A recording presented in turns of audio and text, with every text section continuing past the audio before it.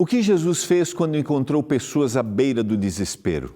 No estudo de hoje, nós vamos acompanhar duas curas que pareciam impossíveis e vamos entender como o toque do Mestre transforma o que parece perdido. No ar, programa Escola Bíblica.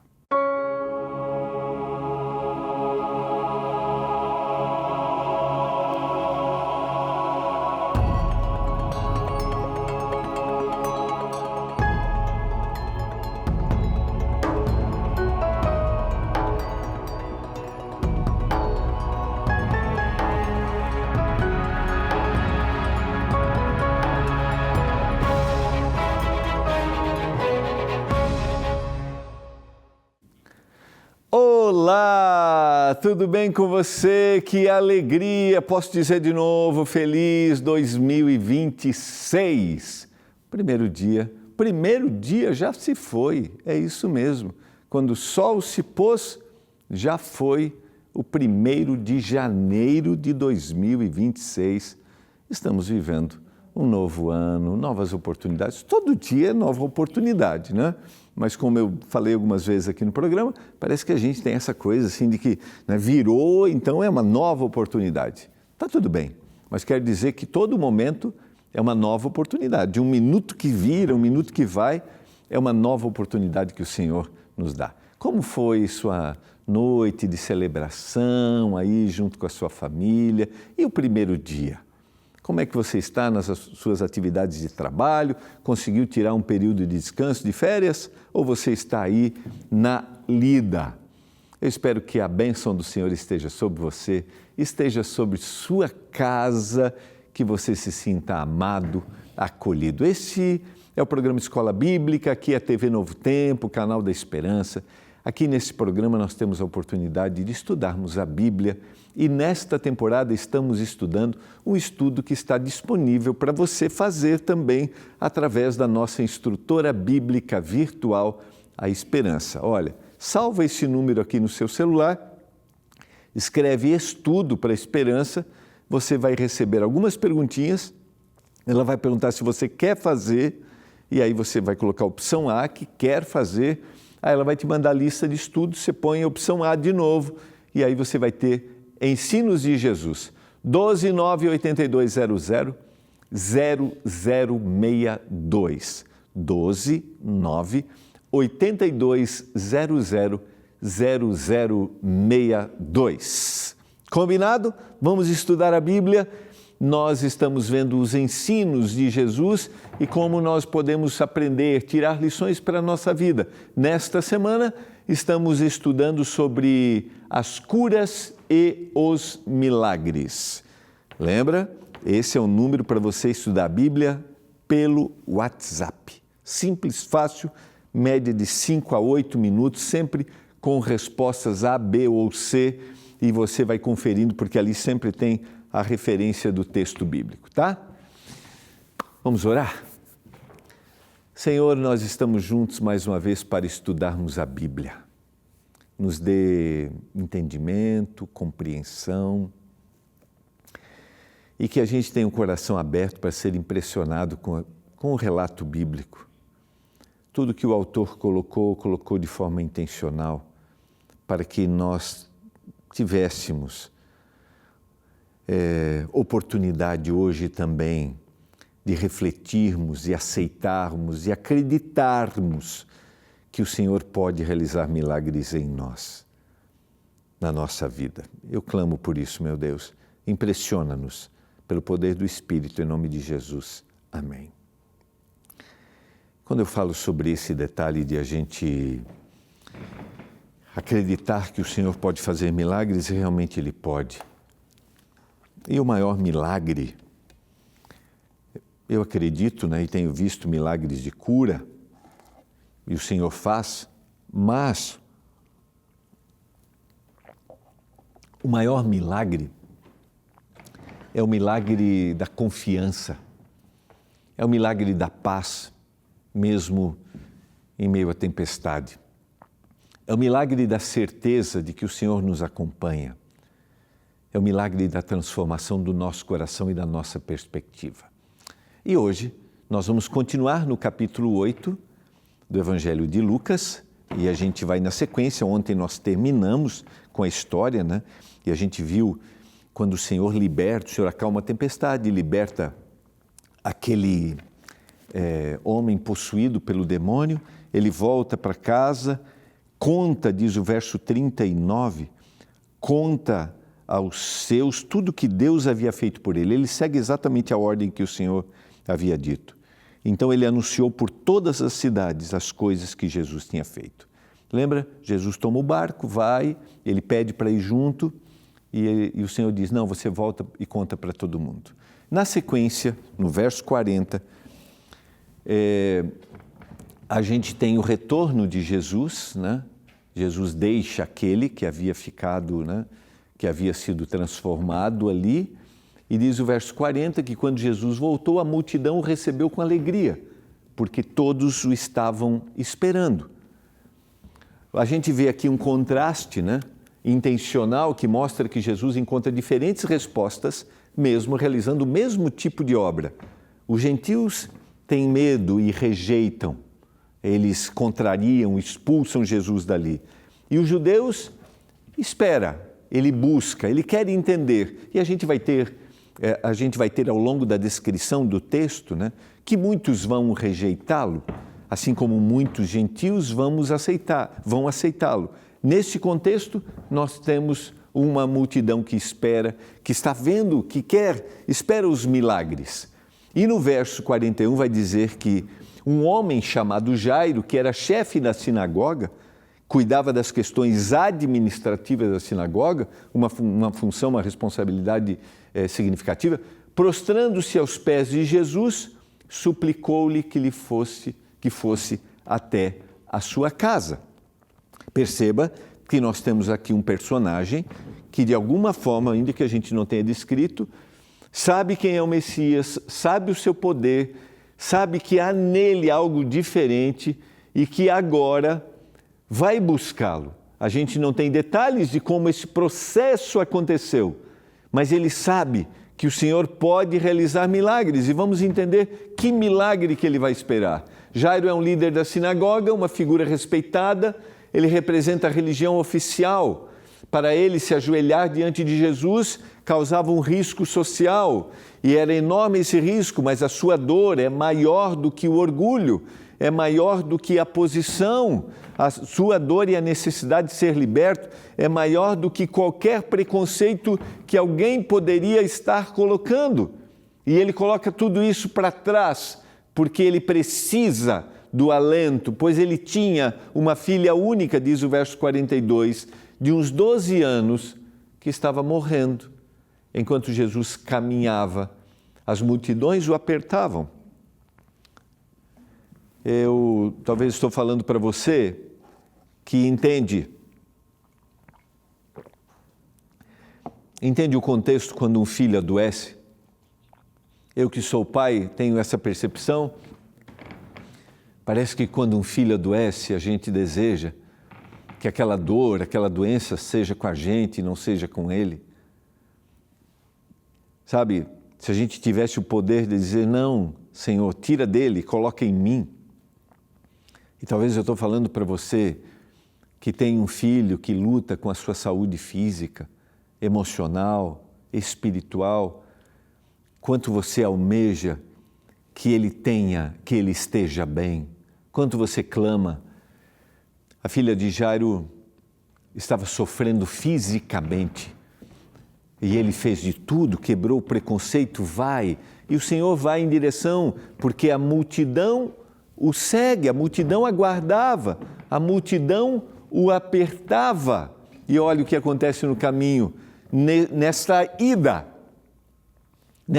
para a casa de Jairo. Certa mulher que havia 12 anos vinha sofrendo de uma hemorragia e que havia gastado todos os seus bens com os médicos sem que ninguém a pudesse curar, veio por trás de Jesus e tocou na borda da capa dele e logo a hemorragia dela estancou.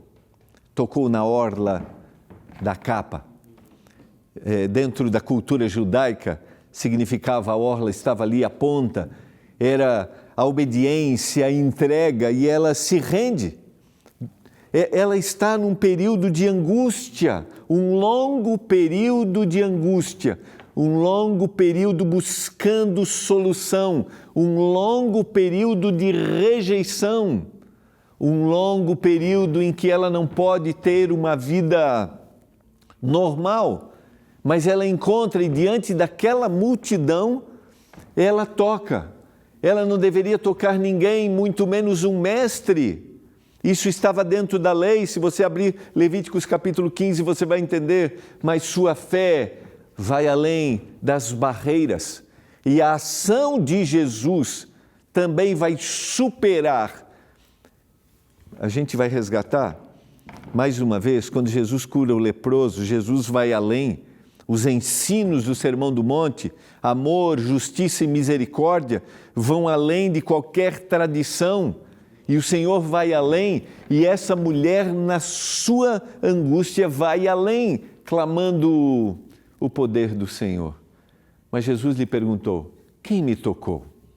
Como todos negassem, Pedro disse: mestre, é a multidão que te rodeia, que te aperta. Mas Jesus insistiu: alguém me tocou, porque eu senti que de mim saiu o poder que está no Senhor e que vai ser transmitido. Não, é um poder diferente. E a gente tem duas palavras originalmente para descrever o poder. E esse poder é um poder que sai do Senhor, é uma ação de Deus de libertação. Alguém me tocou com fé, porque saiu de mim um poder que é só meu, que é um poder divino, um poder que liberta. E o Senhor diz claramente: não foi a multidão que me apertou, não foi Pedro, porque alguém me tocou com fé. Jesus pergunta não porque não sabe, mas porque quer restaurar a dignidade. Quer mostrar que a cura ela não é mágica, mas ela é relacional, e quer que a mulher seja vista pela comunidade, seja percebida. Porque perceba mais uma vez, querido, esta talvez seja a grande lição que a gente deva aprender ao longo dessa semana. Não é só curar alguém fisicamente, é devolver para esta pessoa a dignidade, é restaurar a vida. Não é só uma ação sobrenatural. Por isso, quando nós falamos de milagre, falamos de cura, falamos de transformação, não falamos de um ato para atrair as pessoas. Por isso, nos últimos dias, no final, o Senhor vai dizer, vocês apartem de mim, porque vocês praticam o que é errado, mas falam de mim. E vão dizer: mas nós fizemos isso, nós realizamos curas, milagres, nós expelimos demônios. Entende? Entende que a cura vai além de uma ação física, mas ela é uma ação de libertação. A mulher, vendo que não podia passar despercebida, aproximou-se trêmula, a descrição que Lucas faz, e prostrando-se diante de Jesus, declarou à vista de todo o povo o motivo por que havia tocado nele e como imediatamente ela tinha sido curada. Então Jesus lhe disse: filha, vai, está aqui o segredo. A tua fé te salvou. A fé, a gente já estudou algumas vezes aqui no programa, não é um sentimento, sabe, fora assim, é a certeza, é a convicção. Ela sabia o que estava buscando e sabia a quem estava buscando. Ela sabia a verdadeira razão pela qual ela estava ali. Será que a gente sabe verdadeiramente a razão pela qual nós nos aproximamos de Jesus? Quais são as nossas verdadeiras motivações? Porque não adianta só buscar, Qual é a minha motivação? Qual é a minha intenção pela qual eu busco qualquer coisa? Não é sobre fazer do Senhor um gênio da lâmpada que vai me atender no que eu estou fazendo. Não, é uma busca sincera do coração. Você sabe que um dos grandes desafios que a gente tem como pastor, às vezes e esses dias estava numa igreja, terminei a mensagem e alguém me procurou, pastor, eu estou com um diagnóstico de câncer. O senhor pode orar por mim? E aí você vem assim, você se sente limitado, mas eu sempre oro e digo assim, Senhor, sabe qual é o desejo do nosso coração? É que a cura venha.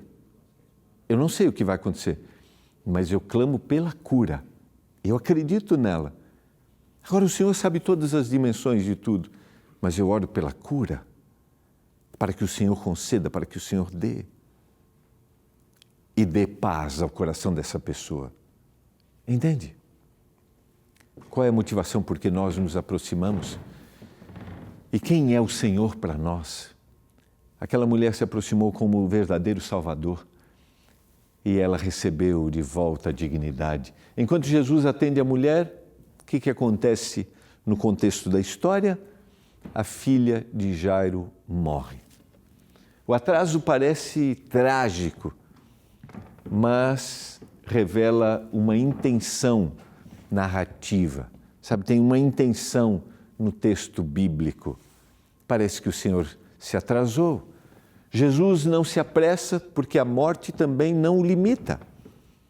O Senhor tem poder. O Senhor vai morrer no futuro ali e Ele vai vencer a morte. Ele vai ter as chaves do inferno. Da morte e do inferno, diz João na descrição do Apocalipse no capítulo 1. E Paulo vai escrever em 1 Coríntios, ele vai dizer que tragada foi a morte pela vitória que nós temos em Jesus Cristo e um dia teremos definitivamente quando o Senhor voltar e os mortos serão ressuscitados. A morte não é um limite para o Senhor, eu queria te dizer. Por isso que alguém pode morrer e todos esses, como eu falei no início da semana, todas essas descrições que a gente fez de pessoas que foram curadas, todas morreram. Mas a morte não é o limite, elas não deixaram de existir. O Senhor vai ressuscitá-las para a vida eterna.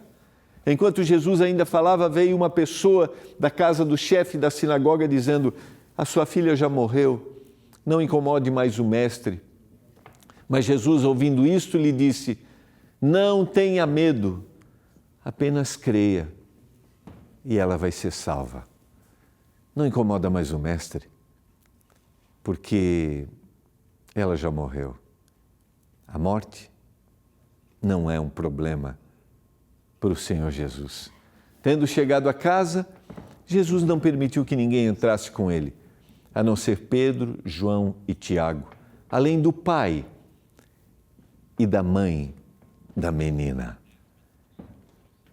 Olha a descrição. Todos choravam e pranteavam, mas Jesus disse, não chorem, ela não está morta, mas ela dorme. Então eles riam dele porque sabiam que ela estava morta. Queridos, algumas vezes eu tenho estudado a Bíblia com vocês e tenho descrito aqui o que é apresentado no texto bíblico não uma única vez, mas inúmeras vezes, em várias descrições, quando a gente fala de morte.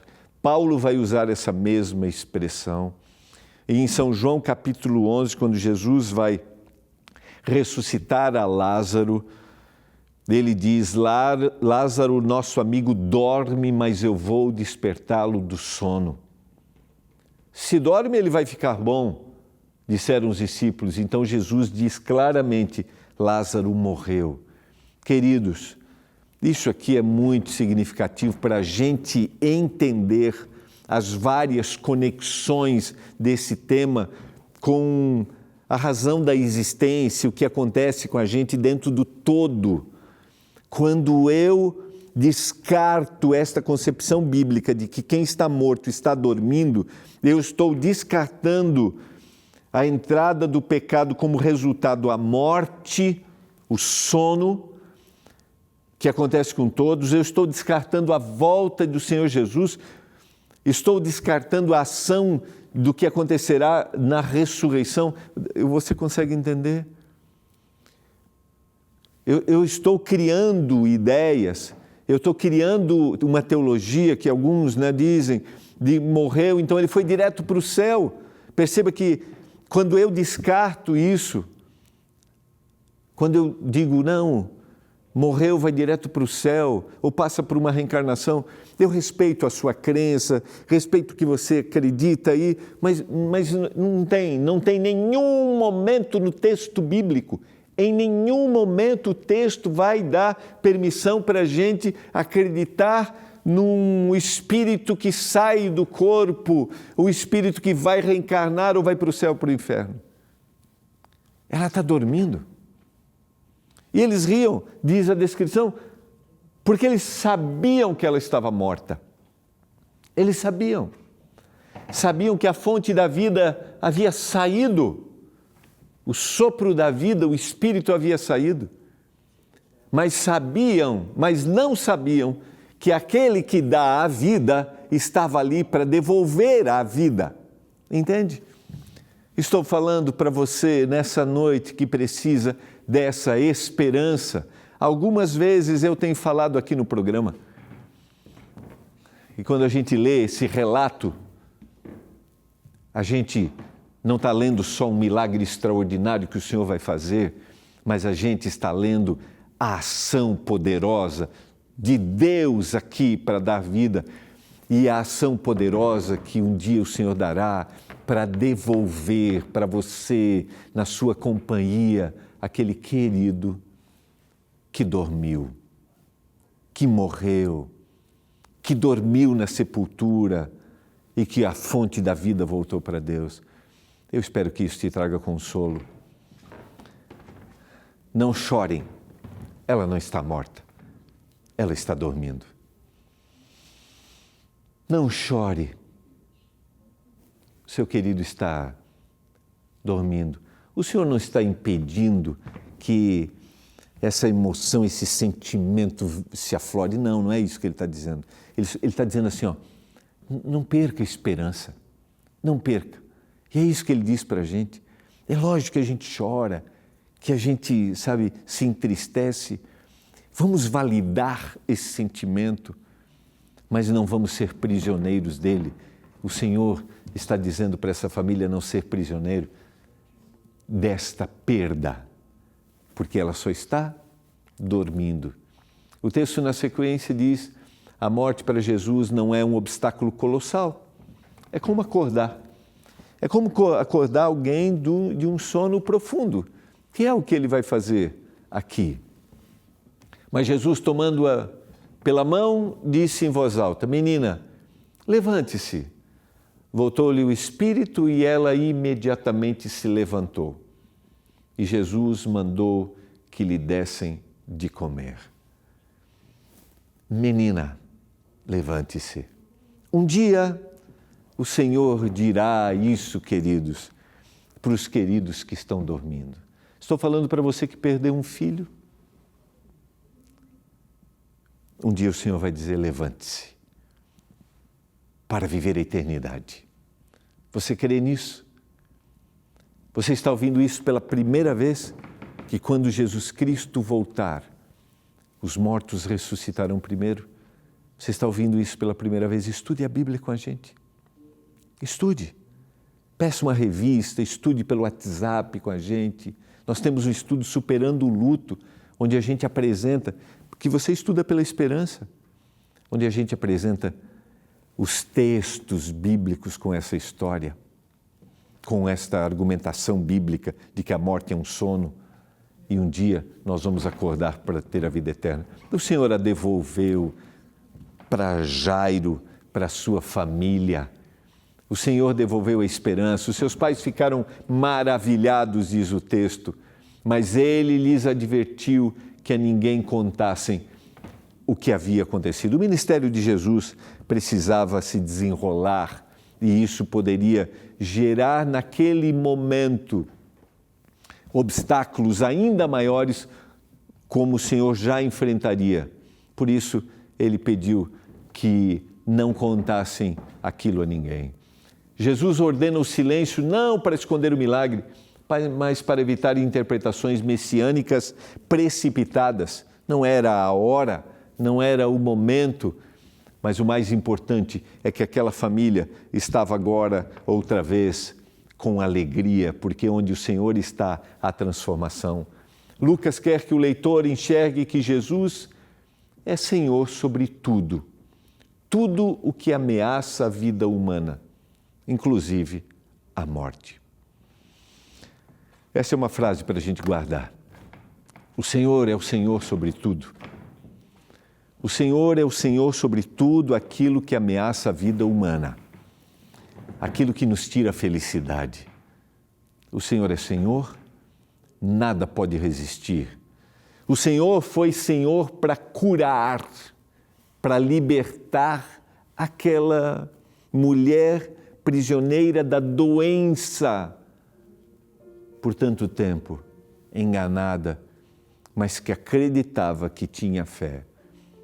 Porque para o Senhor, transformar, curar, não é um limite. E aí você pergunta, mas por que às vezes isso não acontece? Não sei. Sinceramente não sei. Não sei exatamente, porque existem muitas questões, eu posso sugeri-las somente. Mas uma coisa eu sei, assim como uma pessoa quando não recebe milagre dorme o sono da morte, a morte também não é uma barreira para o Senhor. Por isso o Senhor vai devolver vida. Ok, eu quero a cura. Clame pela cura. Clame pela cura. Mas não esqueça, não há nenhum limite para nos dar paz, para nos dar a esperança de amanhã ou para nos curar agora. Você deseja acreditar nisso, deseja entender isso? Talvez você tenha muitos questionamentos, talvez você queira me fazer muitas perguntas. Eu entendo. Isso mexe com a gente, Porque a gente tem histórias, a gente tem situações, às vezes próximas, que são inexplicáveis. Nada inexplicável faltará explicação na eternidade. Por isso que eu quero habitar o céu, acreditando nesse Deus que vai restabelecer, resgatar todos os laços. Obrigado, Senhor, pela mensagem da Tua palavra, pelas curas, pelos milagres que nós vimos, que nós lemos hoje. Obrigado por saber que a morte não é limite para o Senhor, porque um dia o Senhor libertará todos os que dormem. Que a bênção do Senhor esteja sobre cada um dos nossos telespectadores e que essa mensagem traga paz, tranquilidade ao coração, em nome de Jesus Cristo. Amém. Foi uma alegria estarmos juntos. Quero te convidar. Nesse próximo sábado, todas as igrejas adventistas do sétimo dia estarão abertas. E eu quero te convidar para estar lá junto com a sua família, para celebrar, para cantar, para estudar o primeiro sábado de 2026. Tá bom? Entra no site encontreumaigreja.com.br e nós nos vemos segunda aqui no Escola Bíblica.